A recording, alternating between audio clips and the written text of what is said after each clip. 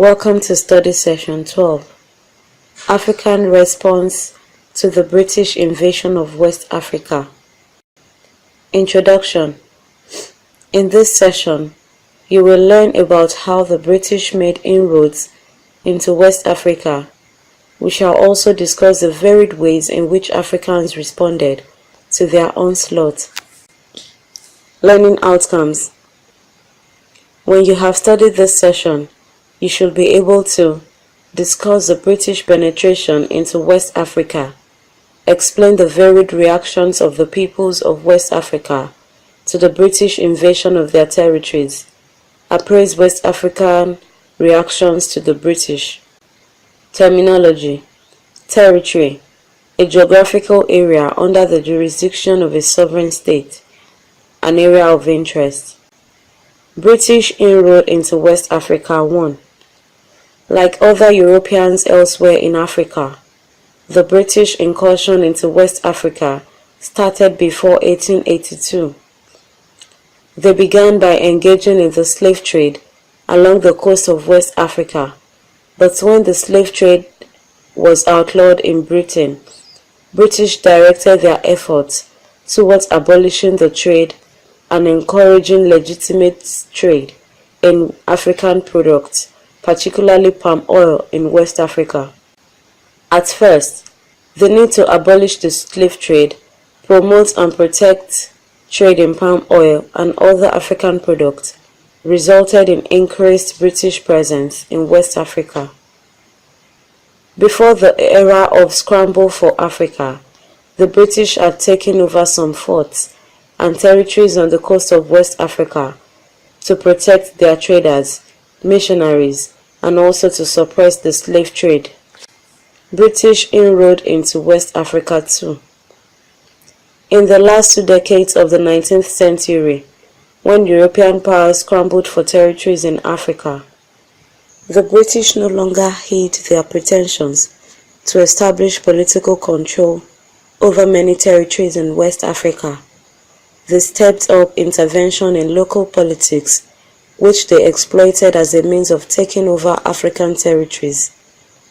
By diplomacy, signing of treaties, and force, they established political control in West Africa between 1800 and 1914. West Africa reactions to the British invasion.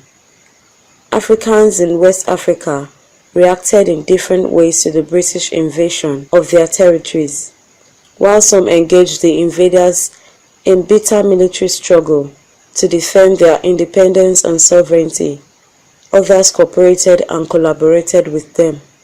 British intervention in Ashanti-Fante conflict. By the time British traders began to operate on the coast of modern Ghana, the Ashanti, who had built a strong empire in the interior, were extending their territory towards the coast. In the course of expansion, they had clashed with the Fante, a coastal people who did not only resist Ashanti's imperialism, but also struggled to prevent them from having direct contact with British traders. The Asante and the Fante engaged in war. The British intervened in Fante-Ashanti wars on the side of the Fante because they did not want a powerful state like Ashanti to have a firm hold on the coast. Thus, the British in alliance with the Fante fought and defeated the Ashanti. During this period, the British were unwilling to extend their political control into the hinterland. They therefore signed treaties with the Asante. One of such treaties was signed in 1874. African reactions. The Ghana example. By the 1880s, the race for colonies in West Africa among European powers had become intense, and the British did not want Ashanti's territory to fall into the hands of either France or Germany. They therefore prepared to invade and finally conquer the Ashanti. African reactions to the British. Sierra Leone example. In Sierra Leone, The Temne rose up in arms against the British when the latter proclaimed a protectorate over the Sierra Leone interior and imposed tax on the people in 1896. The Temne regarded the payment of tax to the British to mean the loss of their independence. They waged guerrilla war with the British. However, having exhausted their resources, the Temne surrounded and Bureau gave himself up to the British. The Nigerian kingdom's reaction to the British invasion. In Nigeria, the Ijebu, the Igbo, and the rulers of the Sokoto Caliphate, in varying degrees, militarily confronted the British. The Ijebu, a group of the Yoruba-speaking people of Nigeria, ardently believed in the preservation of their culture and independence.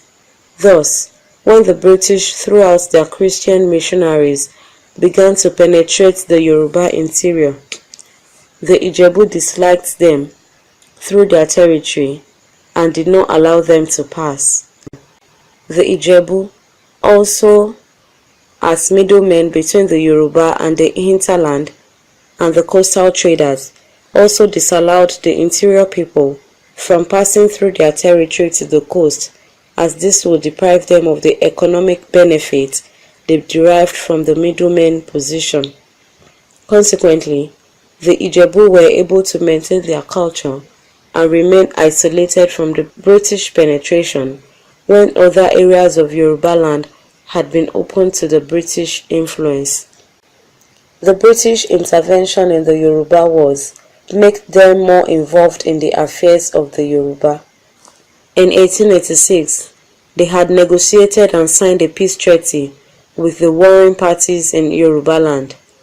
The anti-missionary posture of the Ijebu singled them out as the enemies of the British.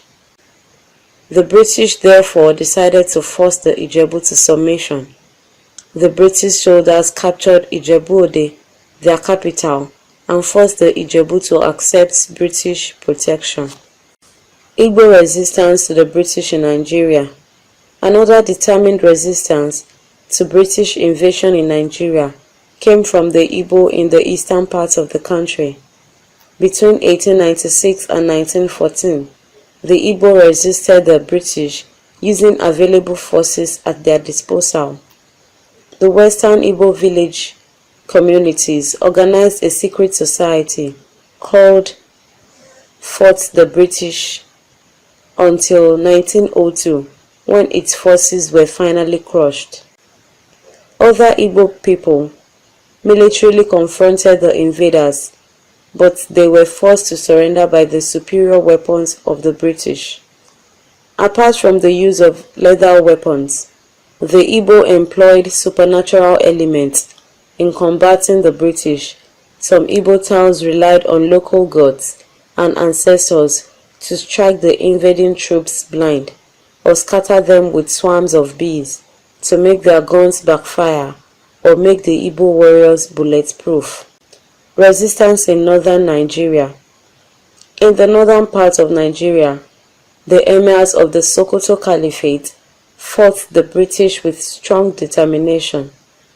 The emirs of Kano, Kotangora, Bida, Yola, Bauchi, and Gombe put up stiff resistance, and they were all defeated by the British forces. The last and the toughest armed confrontation against the British invaders was that of Atairu I, the Caliph. Appraisal of African reactions to the British in West Africa. The above are examples of Africans who confronted the British invaders militarily. Some Africans in our region of study regarded the British as saviors against their oppressors. They collaborated with the British invaders to defeat their oppressors. It should be noted that each African state or kingdom regarded the other as a foreign politics and dealt with it as such. Political expansion of some imperial states, economic rivalry among states in this region had created rancor among Africans before the advent of the British. Aggrieved Africans easily used the British against their enemies. This situation enabled the British to recruit local troops with which they fought their imperial wars. Reasons for the failure of West Africans' resistance against the British. In the present-day Ghana, the Fante, a coastal people who resented the southward expansion of the Asante, became ready allies of the British. The Fante were aided by the British to ward off Asante aggression. The Fante hoped to safeguard their independence and sovereignty by such alliance, but having defeated the Asante, the British turned against their ally and brought them under control. In Nigeria, the British also secured allies among the local people. In 1892, when they invaded Ijebu-Ode, they were supported by the Ibadan, who had wanted a direct link with the coast so as to trade with the coastal merchants and purchase arms and ammunition to pursue their wars of expansion. Their only obstacles were the Ijebu, who did not only dislike the Ibadan's expansionism, but also would not allow their middleman position to be broken by other Yoruba groups in the hinterland. The Ibadan indeed regarded the Ijebu as an obstacle against their drive towards the Yoruba interior. Thus, to both the Ibadan and the British, the Ijebu were common enemies to be dealt with. Consequently, Ibadan troops joined the British army that invaded and captured the Ijebu capital in 1892. The British equally had local supporters in their encounter against the Sokoto Caliphate. The Hausa ruling families that were defeated by the Fulani during the period of the Jihad, some of whom still constituted pockets of resistance within the Caliphate, readily welcomed the British invaders. From these people, the British were able to recruit soldiers to swell their army. Thus, invariably, the British were able to fight and defeat African states or kingdoms with African soldiers. Other examples of collaboration can be seen in the Niger Delta area of Nigeria, where rivalry among the city-states and local disputes among African leaders enabled the British to secure allies. Summary. In this study session, you have learned that 1. African reactions to the British invasion of West Africa varied. 2. Some Africans fought the British with determination to retain their independence, others collaborated with the invaders. 3. Lack of unity among Africans weakened their resistance against the British. 4. Collaborators and resistors lost independence to the British. End of study session 12. Thanks for listening.